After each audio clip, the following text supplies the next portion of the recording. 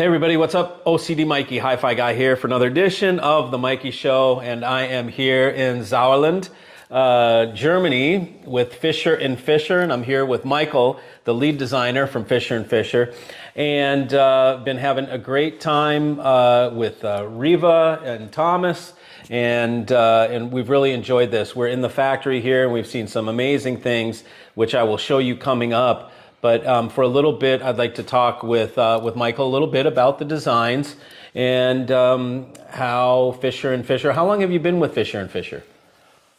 Yeah, hello everybody. I have to think about. I'm only look that young, Yeah, but it's a very long time. I would say, well, 35 years, since 40 the years, beginning almost. something like that. Yeah. Okay. Yeah. Okay. Very good.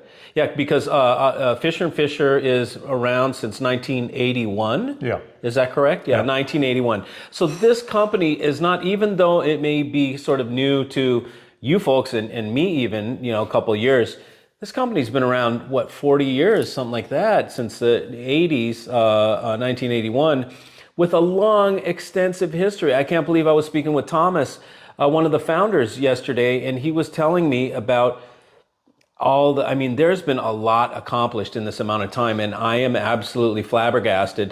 This is a fantastic speaker. So tell me more about the design philosophy, your design philosophy. What makes you different than the other speaker design? What makes Fischer&Fischer different? What is your aim, your goals, and Well, yeah, we have to do our speaker construction homeworks like everyone else. So there we have no special advantage. But our advantage and the thing which makes us really unique is the material. Yeah. And I met Thomas long time ago when there was the question about the resonance of speaker cabinets, and I was able to do some measurements to prove resonances of different materials. We made it with woods and metals and kinds of stone, marbles and all that stuff.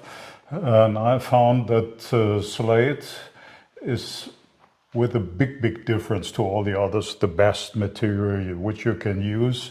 The idea which all speaker constructors have is to have a box which is necessary from the physical point of view, but on other hand, they don't want that the box will add anything to the music which the drivers shall produce. That's a big difference to musical instruments, to our voice. If you have the string of the guitar, it doesn't work, will do not any music, but you need at least the resonance body, the corpus of the guitar. At least you need your own body to talk to someone, because it's also the resonance. So a speaker has a complete different problem. We have a speaker housing, which is a room in a room, because you want to separate the front side of the driver from the back side of the driver. And therefore you use a box. Meanwhile, there are lots of open baffle constructions again, which try to use the back energy with problems.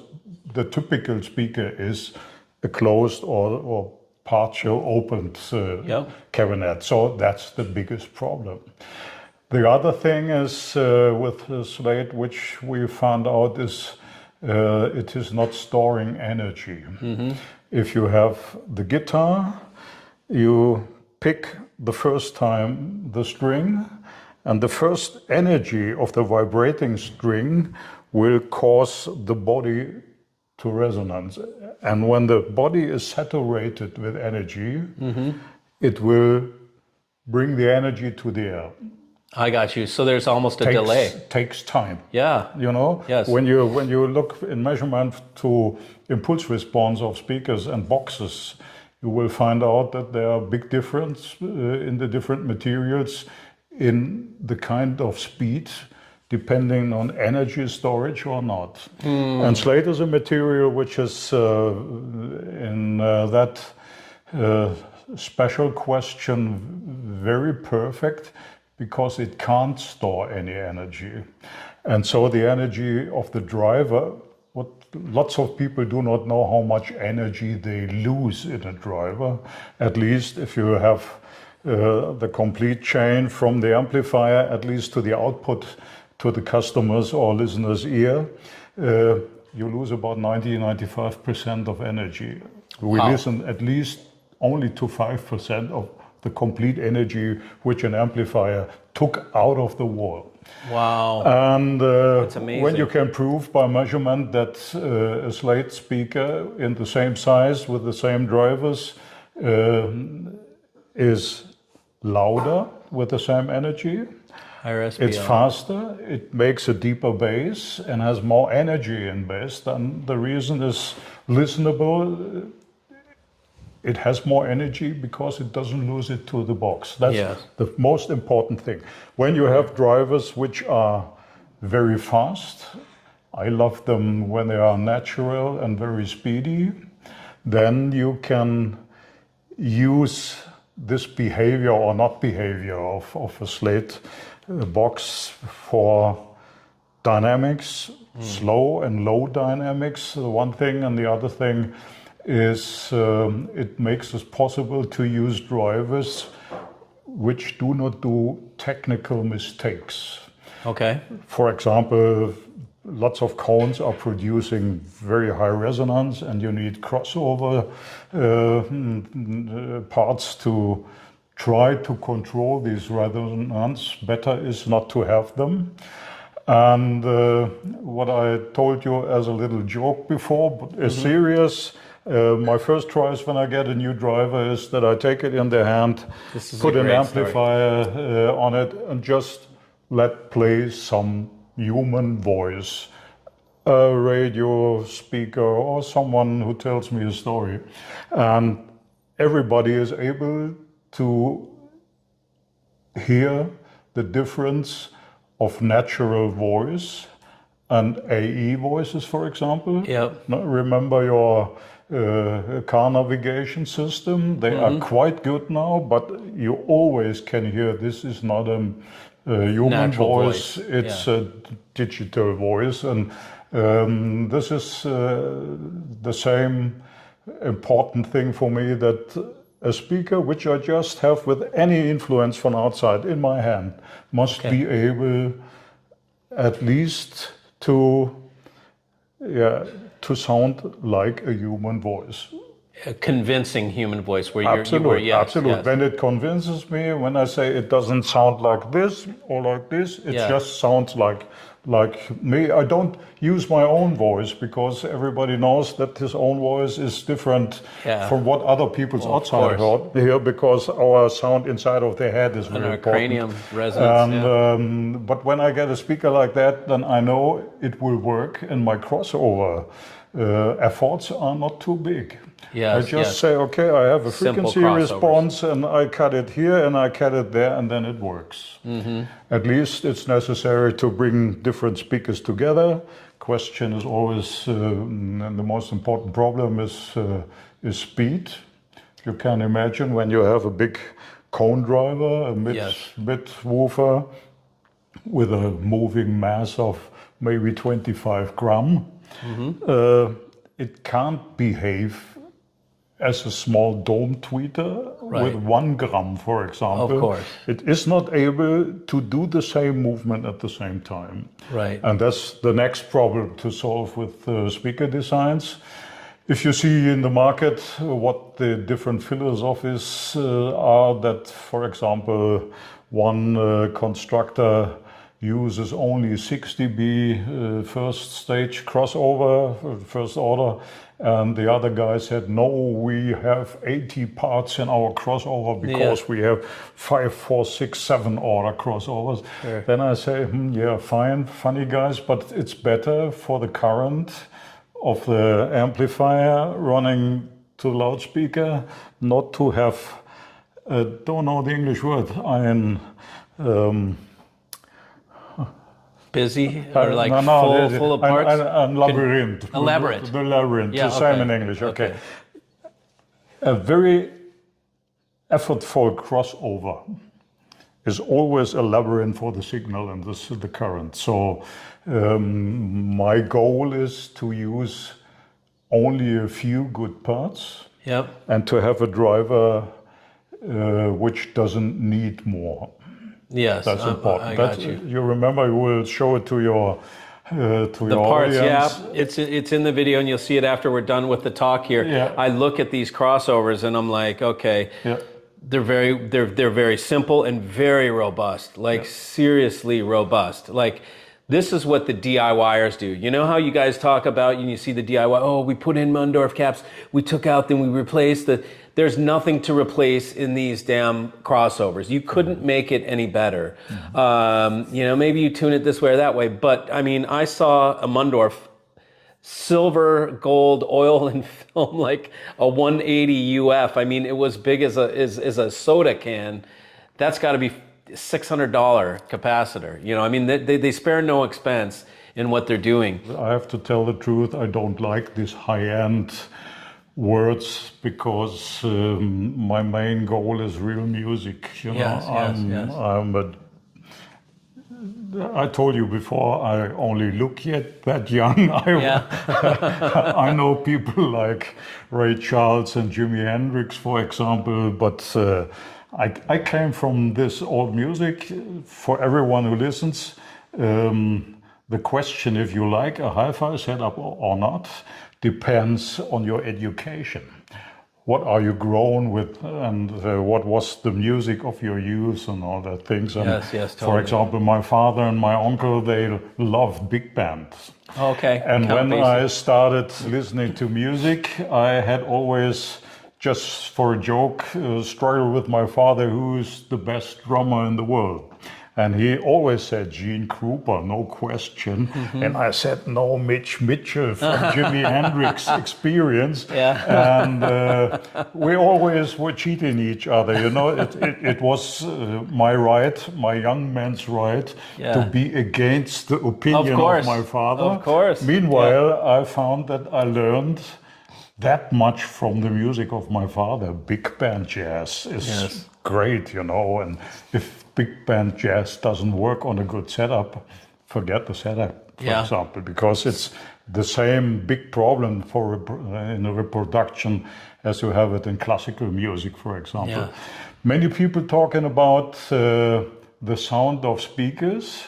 And you know, we in lots of audio shows demonstrating our setups and our speakers, and I will be careful, but I talk to people, did you like it, or don't you like it?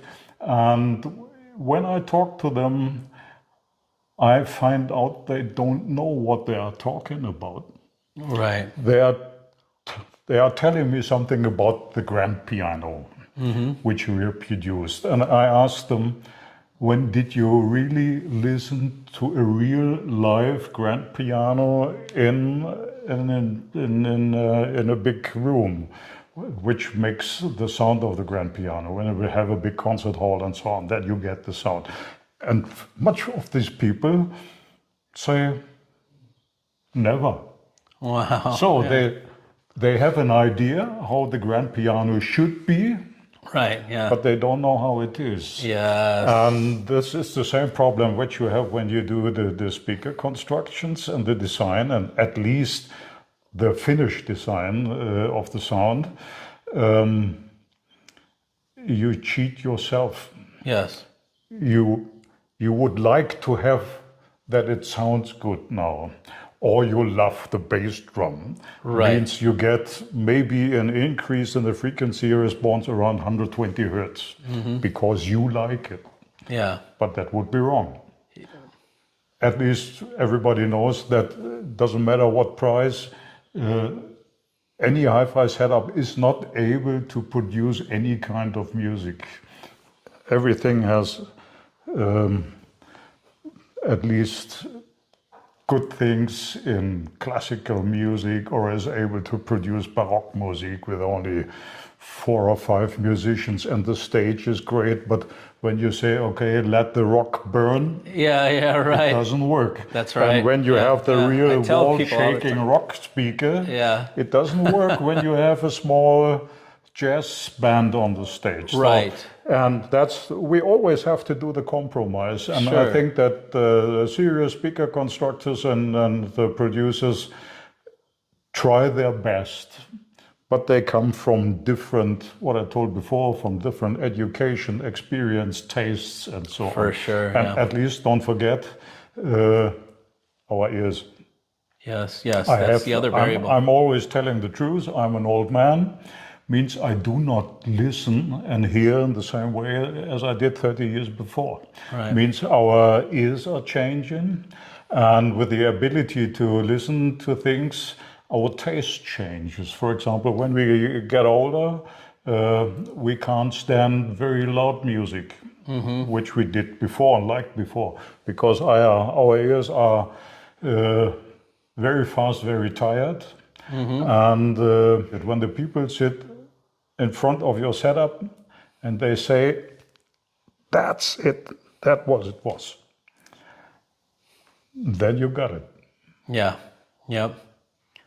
Do you see, it's really easy to do a good loudspeaker. Yes, yeah, right, yeah. Well, it seems that the Fischer and Fischers are able to do both, because I typically will use rock to test, just to see. I'm not always listening to rock, but I will use it as a test to see, to tell me where this system is, usually for the whole system.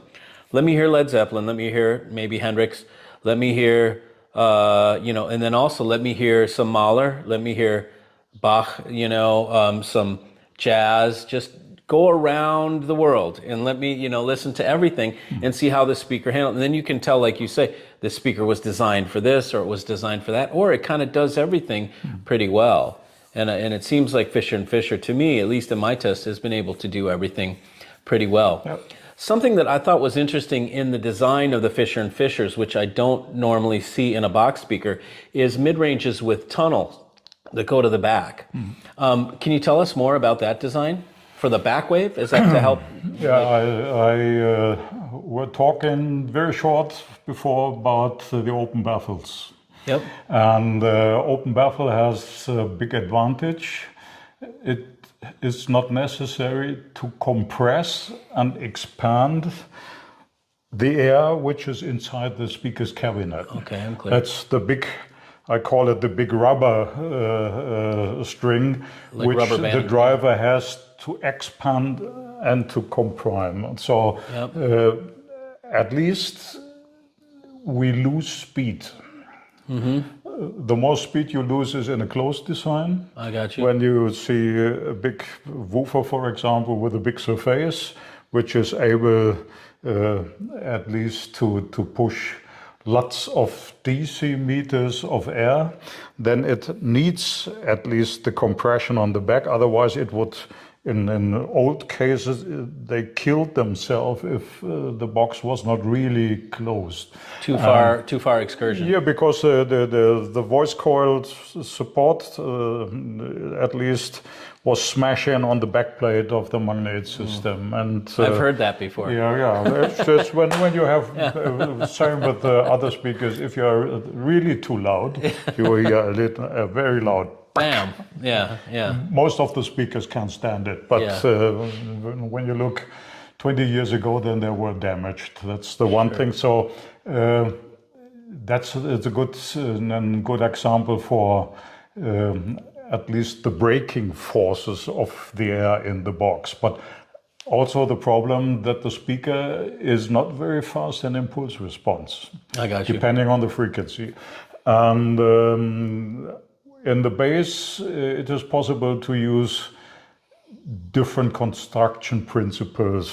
You can use kind of horns, transmission lines, or bus reflex systems, or whatever, passive cones and so on. The mid-range, it's more complicated when the mid-range is as far as we use it, because our drivers in the mid-range go from around 150 hertz up to 2,500.